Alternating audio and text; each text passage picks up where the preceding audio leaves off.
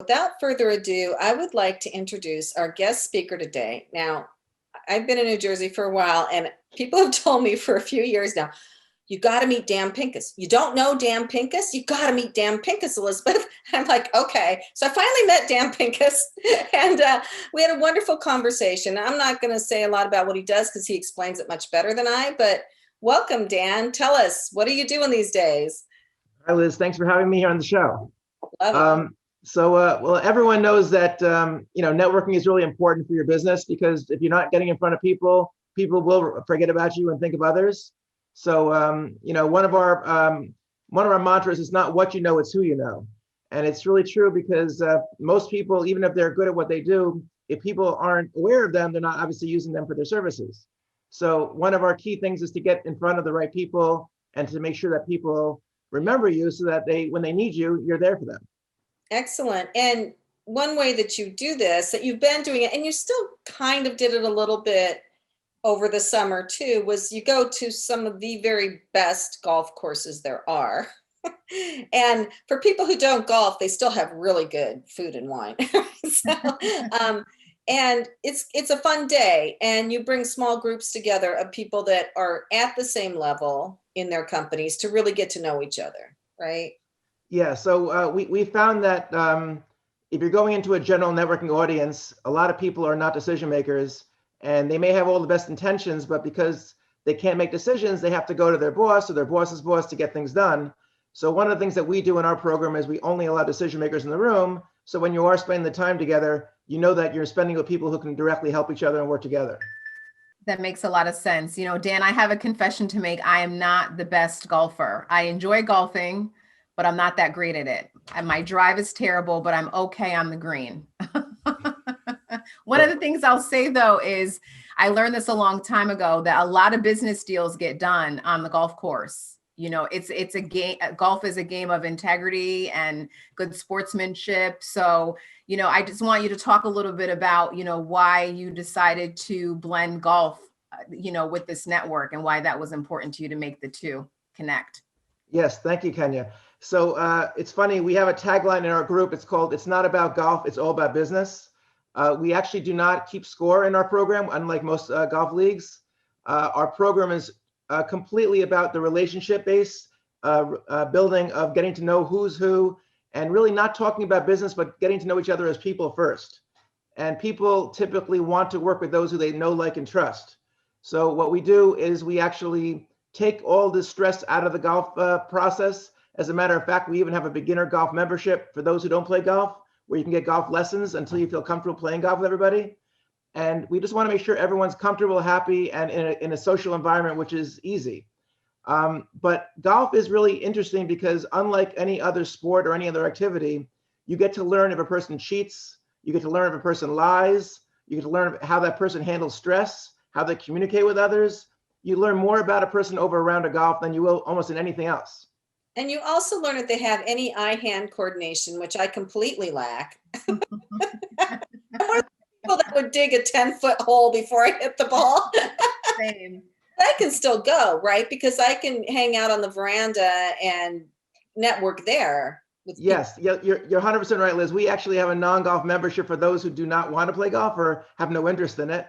And we have basically, it's a dinner and a cocktail hour before dinner starts, where people actually are sitting in tables of 8. So they really get to know the people at their table. And again, all decision makers, so you're really meeting the right kind of people who could help you with your business. So what are you doing now that COVID's going on? And what's it like golfing in social distancing on the golf course? So we're actually really fortunate. Most networking organizations have either closed down or gone completely virtual.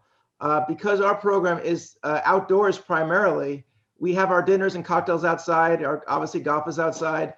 And it's actually set up where it's really spaced out. So what we do is we have bigger tables than you really need and have people spaced in tables where they have room between each other. And there are only 8 people, as I mentioned, to a table. And the tables are spread out as well. So people don't feel like they're on top of each other. And it's a natural way still, and people like to get in front of each other.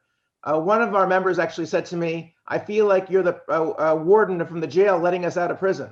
We finally get to go out and meet people and say hello to people and actually not be ever doing everything over a computer. So there's a lot of value to getting face-to-face with the right people.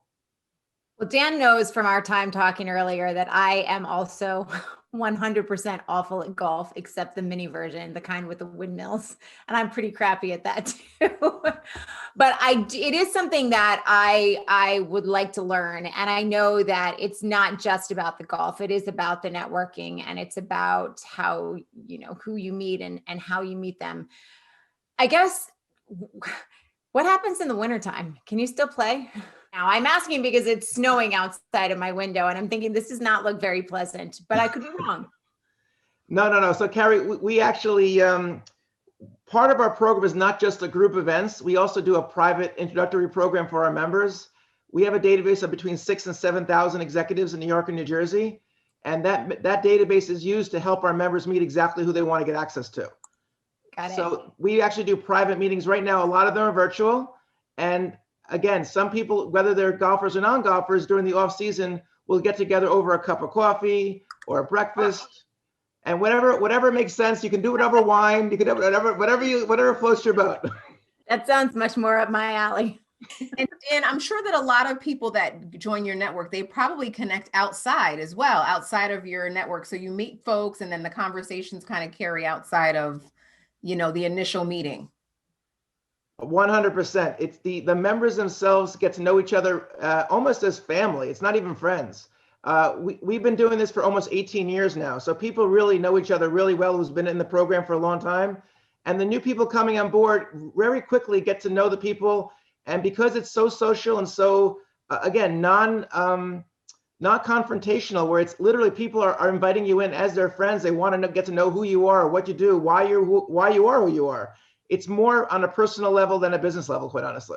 So Dan, you've really spent a lot of time building this up. You've been very successful with it. What tips do you have for entrepreneurs? A lot of people are trying to start networking groups now and starting groups. I just watched a WhatsApp presentation where the guy's like, oh, you got to start your own group on WhatsApp. I'm like, oh my gosh, not another one. But what tips do you really have for entrepreneurs and business people who want to expand their networks and want to be successful? Right. Well, the first thing is, like anything else, like in any business, you've got to know who your audience is, because basically people don't want to waste their time. And one of the things which a lot of people do, unfortunately, unsuccessfully, is they just put a general audience together of anyone. And when you do that, you really are just, it's a potluck situation, and a lot of people waste their time going through that process. When you know who your audience is, you know who you want to bring in the room. So for us, as an example, we reach out to a B2B audience. And the reason why is because we know that the B2B space are natural referral partners for each other. We don't want people selling each other. We want people referring each other. And with that in mind, we want to bring in people who are natural referral partners.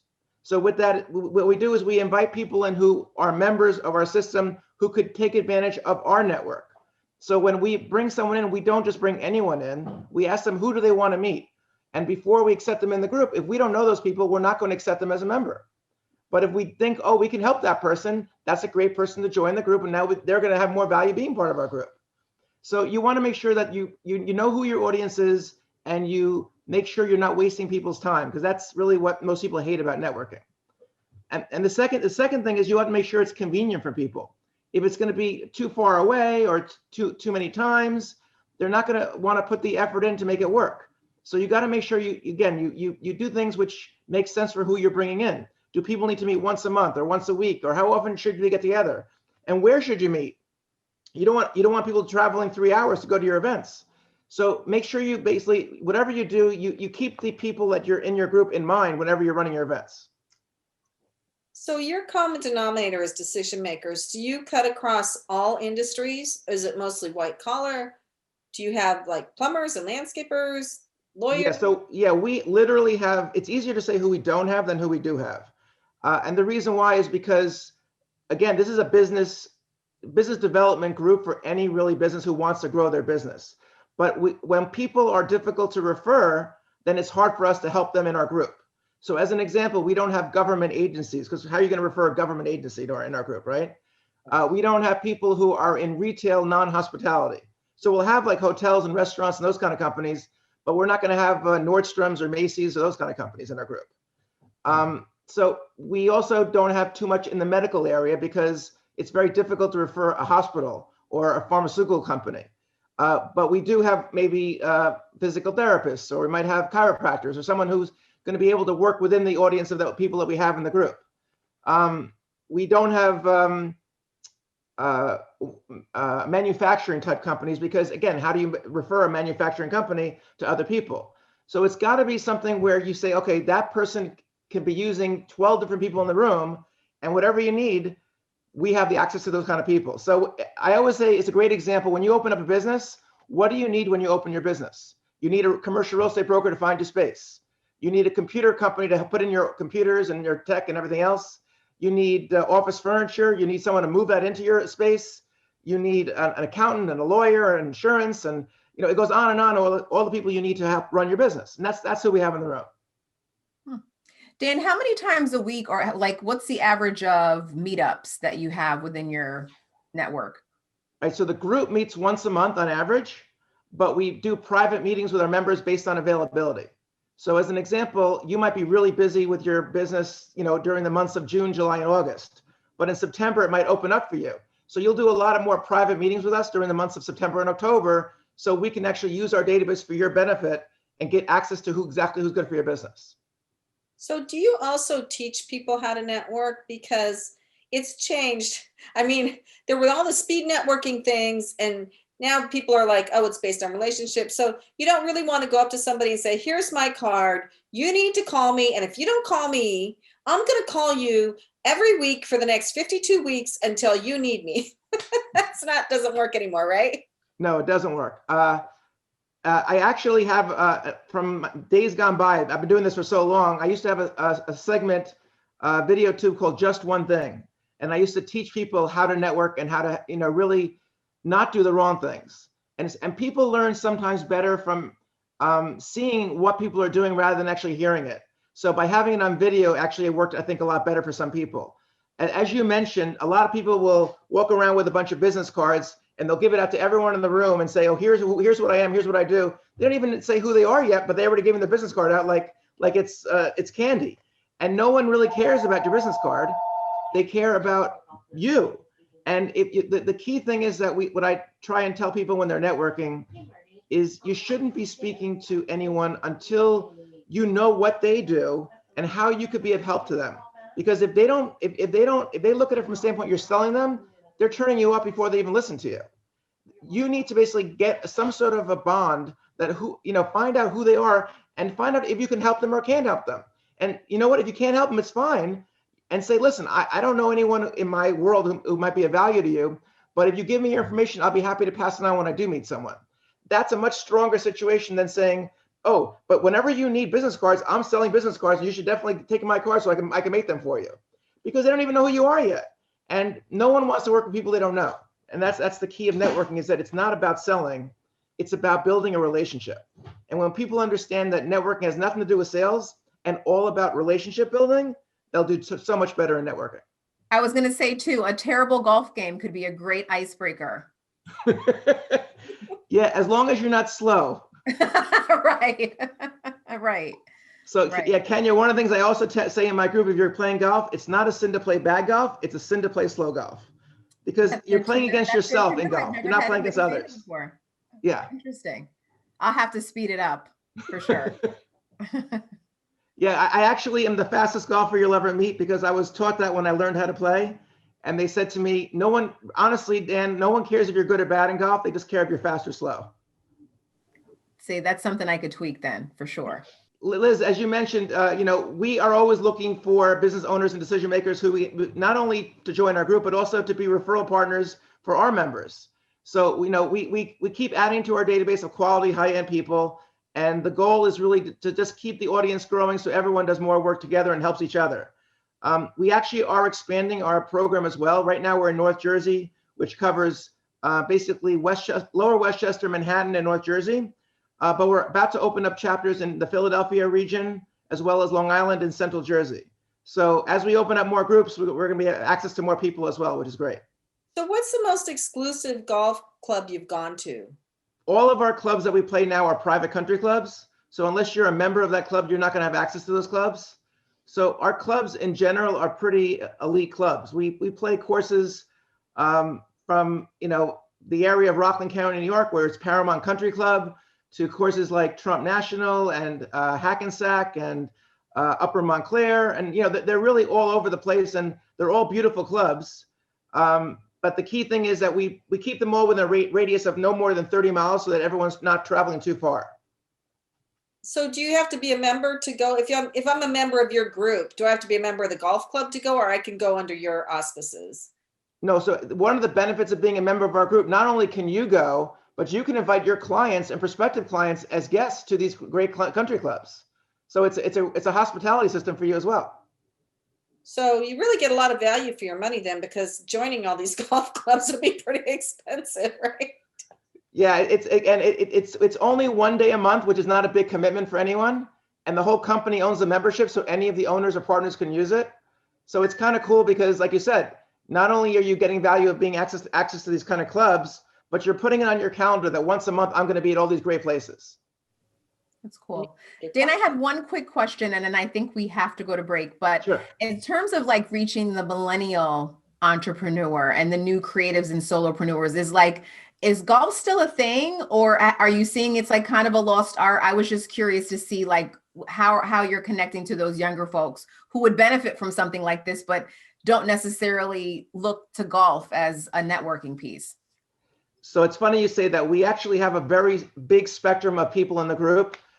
There is a higher level of older people than younger people because of the fact that to be an owner of a company, and typically it takes you years to get to the point of being the owner or decision maker.